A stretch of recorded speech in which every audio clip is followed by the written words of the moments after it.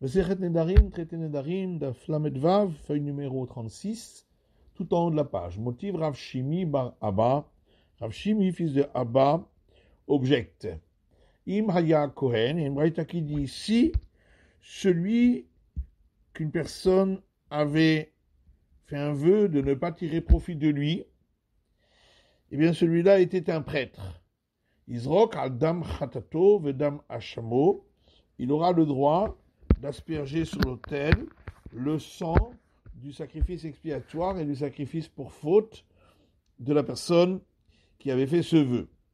Pourtant, on avait dit que pour ces sacrifices-là, qui ne sont pas pour terminer une purification, le prêtre est le délégué du propriétaire.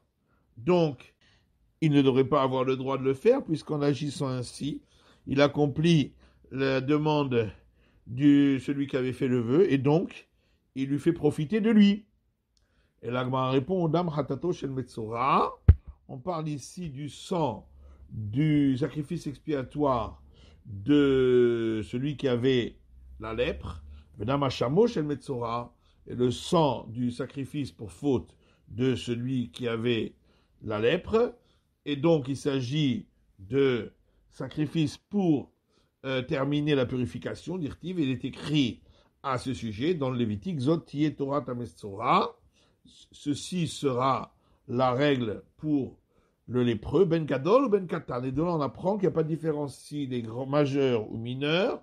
Dans tous les cas, on peut offrir son sacrifice, bien que le mineur, il ne peut pas lui donner l'autorisation. Donc on voit qu'on n'agite pas pour ces sacrifices-là par délégation de celui qui doit les apporter. Tenam, la Gemara rapporte une Mishnah. A Kohanim chez Piglou Bemikdash, les prêtres qui ont eu une intention interdite lorsqu'ils ont fait le sacrifice dans le temple, Mezidin Hayavin.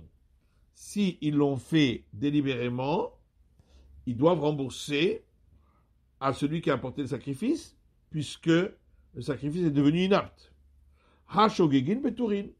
Donc, dit la Gemara, ça veut dire que si c'était pas délibérément, eh bien, ils sont dispensés de rembourser. Et là, chez Pigoulan, Pigoul. Et ça veut dire quand même que ils ont rendu le sacrifice inapte aussi. Alors, ça va bien si on dit que les prêtres sont les délégués du ciel. Et nous, chez Pigoulan, Pigoul.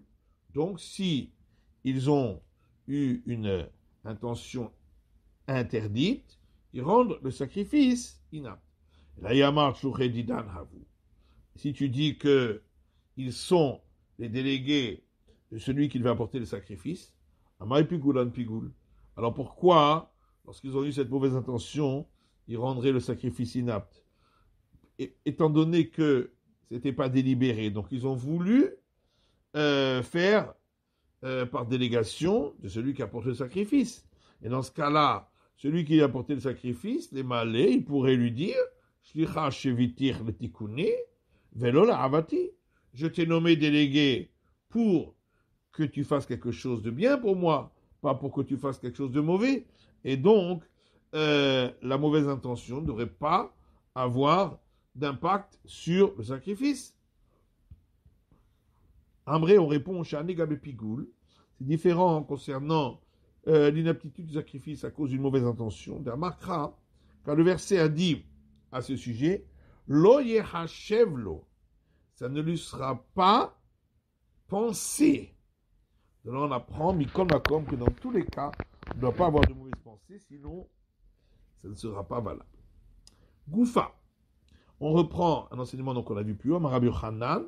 Rabbi Yochanan dit, Akol tsichim da'at. Tous les sacrifices doivent être offerts avec l'accord de celui pour qui on les offre. Sauf dans le cas de celui qui n'a pas terminé sa purification, le sacrifice peut être offert même sans lui demander son accord. Puisqu'un homme peut apporter un tel sacrifice pour ses fils et ses filles qui sont encore mineurs. Et la Merata, mais alors demande la Gemara si c'est ainsi. Un homme devrait avoir le droit d'apporter un sacrifice expiatoire pour un autre qui a mangé de la graisse interdite, même sans lui demander son autorisation, chez Canada Mevi Alishto Shota, puisque un homme apporte un sacrifice pour sa femme qui est inconsciente, qui est Rabbi Yehuda, comme on avait vu, au nom de Rabbi Yehuda. Pourquoi Rabbi Azar a dit que si quelqu'un a désigné un animal pour sacrifice expiatoire pour un autre qui avait mangé de la graisse interdite, ça n'a aucune valeur. Alors la Gemara dit Ishto Shota Echidami. Oui, mais quand on a parlé de la femme qui est inconsciente, de quoi on parle? Si elle a mangé la graisse interdite quand elle était inconsciente, la vat korbanhi, elle n'a pas besoin d'apporter un sacrifice, puisqu'elle était totalement inconsciente, elle était folle. Si elle a mangé quand elle était normale, et ensuite elle est devenue pas normale, voilà que Rabbi Amia dit au nom de Rabbi Abaou, Rabbi Yochanan au nom de Rabbi Yochanan, si quelqu'un a mangé la graisse interdite, fait friche korban, puis il a désigné un animal comme sacrifice expiatoire pour cette faute, et il est devenu fou, et ensuite il est redevenu normal, pas saoul. Le sacrifice est inapte, puisqu'à un certain moment on ne pouvait pas l'offrir, il restera interdit. Donc on voit bien qu'il n'y a pas de possibilité d'offrir un sacrifice pour quelqu'un qui est fou. Et donc quand Abuda a parlé d'offrir un sacrifice par le mari pour sa femme qui est folle, c'est uniquement, comme on l'a vu, pour les sacrifices pour terminer la purification, mais pas pour d'autres sacrifices. Et la Merata, en tout cas, si c'est ainsi, il y avait un Pessah al-Chavero, un homme devrait pouvoir apporter le sacrifice pascal pour un autre, chez Canada Mevi Albana Valbenota Vaktanim, puisqu'on voit bien qu'il apporte le sacrifice pascal également pour ses fils et ses filles qui sont mineurs. Alama Rabbi Azar. Pourquoi Rabbi Azar a dit Frish Pessah al-Chavero lo asaklum, que celui qui a désigné un sacrifice pascal pour un autre, ce n'est pas valable s'il n'a pas demandé son avis, son accord. Rabbi Zera répond, quand il est écrit dans le livre de l'Exode, c'est le Betavot, un agneau par maison paternelle, l'Av de Oraïta. Ce n'est pas une obligation de la Torah de compter les enfants mineurs pour ce sacrifice au moment où on fait l'abattage rituel. Et c'est pourquoi on n'a pas besoin de leur demander leur autorisation. Mais quand il s'agit que ce soit pour un autre qui lui est majeur, là il faut son autorisation. Ouimai, nous sait-on que pour des mineurs on n'a pas besoin. Midetnan, parce qu'il y a une Mishnah qui dit, Omer de Banav, celui qui dit à ses fils mineurs, Areni Shochet et Pessah, je vais faire l'abattage rituel du sacrifice pascal, Almishi Alimikem Rishon Yerushalayim, pour celui qui montera le premier de parmi vous à Jérusalem. Dès lors que le premier des fils a fait entrer sa tête et la majorité de son corps dans les murailles de Jérusalem, Zacha Bechelko, il a ainsi mérité sa part dans le sacrifice pascal, et ils peuvent donner ainsi aux autres leur part, aux autres frères. Si on dit que le fait qu'il faut compter tous les gens de la maison dans l'agneau pascal, c'est une obligation de la Torah. Voilà que le sacrifice pascal était donc déjà abattu rituellement, c'était déjà de la viande.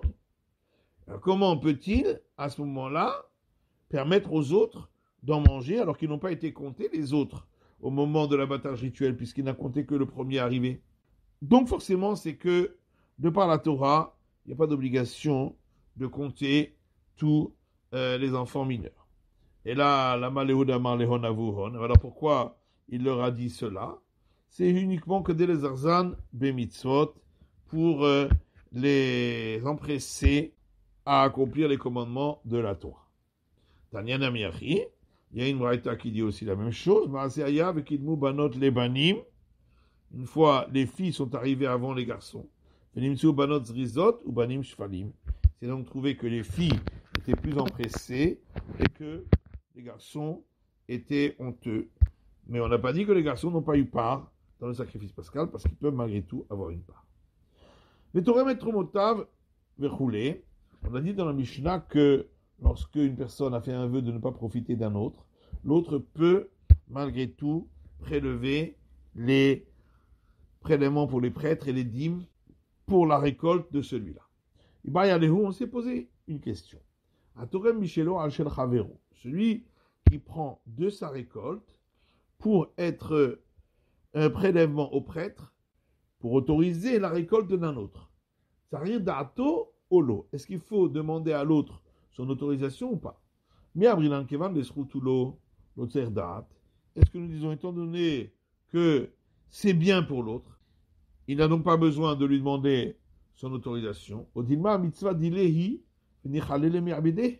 peut-être que pour l'autre, c'est son commandement à accomplir, et il voudrait le faire par lui-même et pas par un autre.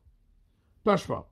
Alors, il m'a dit, viens, écoute, notre Mishnah, te remettre motav et maasrotav, les datos. On a donc dit que il peut prélever ses prélèvements au prêtre et ses dîmes en ayant conscience de cela. Alors, de quoi parlons-nous, dit l'Agma? Il est ma min ba'alakeri, al shel ba'alakeri. Si on dit qu'il va prélever à partir du tas de la récolte de l'autre pour être prélèvement sur ce tas de récolte, ou le dato de man, mais alors, à qui on a demandé qu'il faut qu'il ait conscience de cela? Il est mal, le dato d'ilé, si c'est avec la conscience de celui qui prélève, man shavier shliach, mais qui c'est qu'il a nommé délégué pour le faire? Et là, le dato de ba'alakeri. Donc forcément, c'est avec la conscience de celui à qui appartient le tas de la récolte. À Kamehanele. Mais alors dans ce cas-là, quand il réalise la délégation de l'autre, eh bien, il lui fait profiter ainsi, et il n'a pas le droit de profiter de lui. Le Karavit Shichouté, puisqu'il réalise la mission que l'autre lui a donnée. Et là, Michelo al-Shelakeri. Donc il faut dire qu'il prélève à partir de sa récolte à lui, pour que ce soit un prélèvement sur le tas de récolte de l'autre. Ou le date de man. Maintenant, quand on a dit avec la conscience, il faut que ce soit la conscience de qui? Il est mal le date de Balakeri, si c'est avec la conscience de celui à qui appartient le tas. À Kamehanele, comme on l'a dit, dans ce cas-là, il lui fait profiter, puisqu'il accomplit sa mission. Et la lave le date de nafché. Donc forcément, c'est uniquement à sa conscience à lui, de celui qui prélève, ou Michelo Torem al Shel Chavero, et comme on a dit, il prélève de sa propre récolte pour autoriser le tas de récolte de l'autre. Et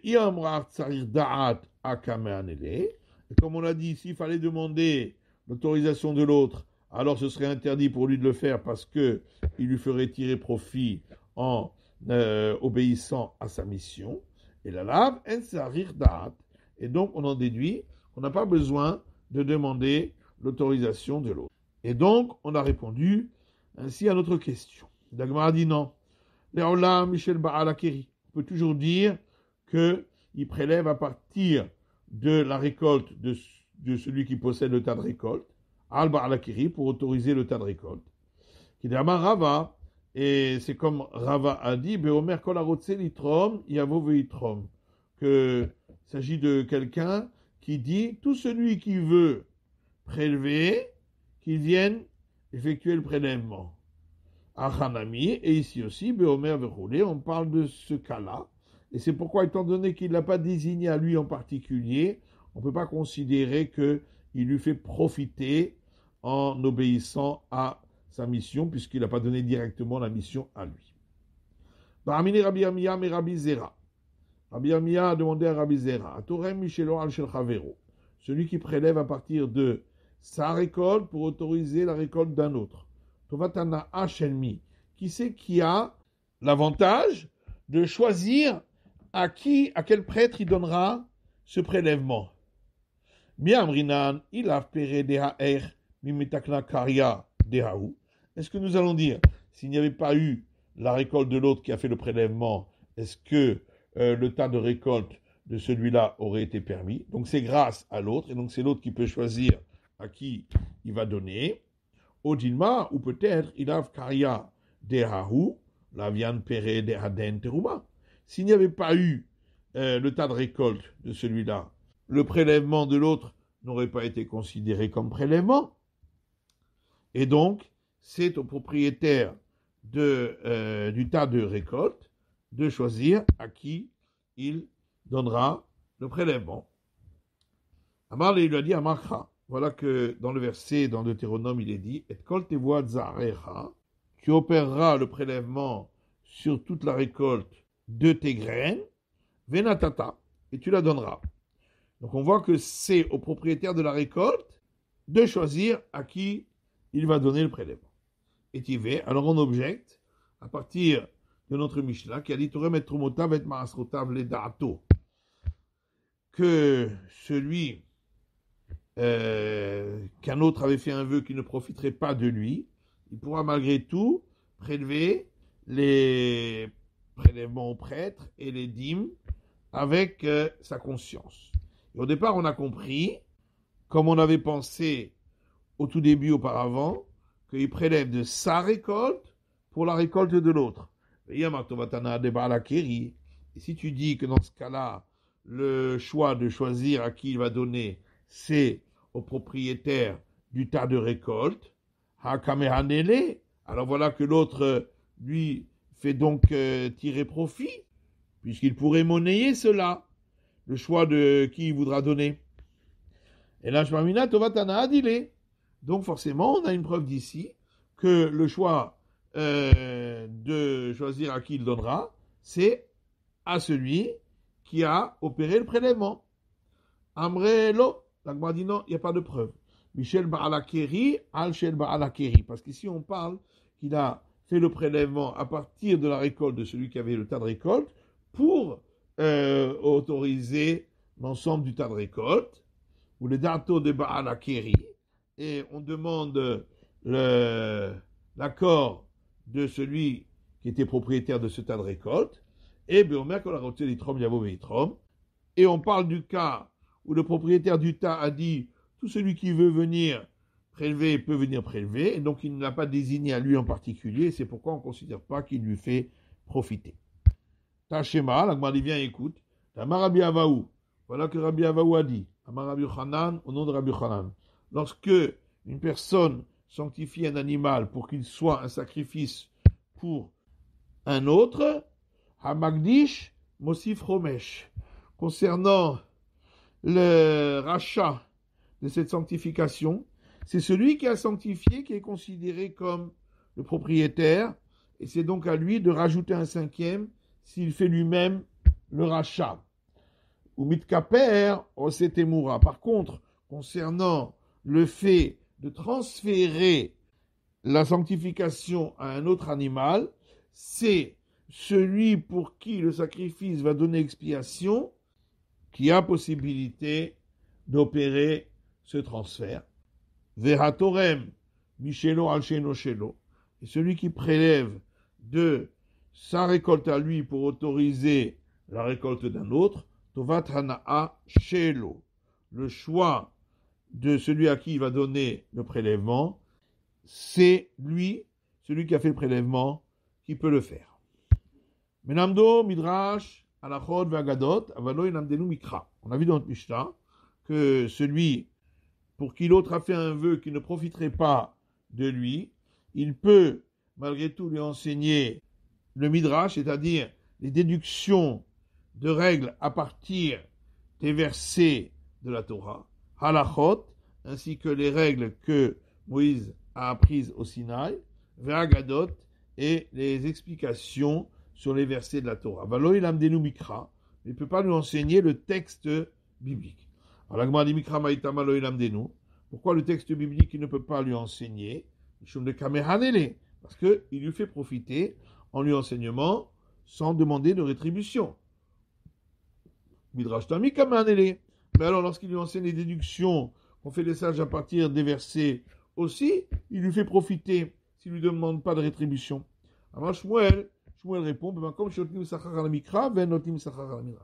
on parle ici dans un endroit où on est rétribué quand on enseigne le texte de la Bible, mais on n'est pas rétribué quand on enseigne les déductions que les sages ont faites à partir du texte biblique. Maï Pasca, mais qu'est-ce qui a permis de faire un distinguo pareil? À Kamash Malan, c'est parce qu'on vient nous apprendre que même dans les endroits où on est rétribué pour enseigner la Torah, à la Mikra Shar et le Mishkal, lorsqu'on enseigne le texte biblique, on a le droit de prendre une rétribution. À la Midrash, le Shar et le Mishkal. Mais pour enseigner les déductions des sages sur le texte biblique, on n'a pas le droit de prendre une rétribution. C'est la fin de l'étude du Daf Lamed Vav de la feuille numéro 36.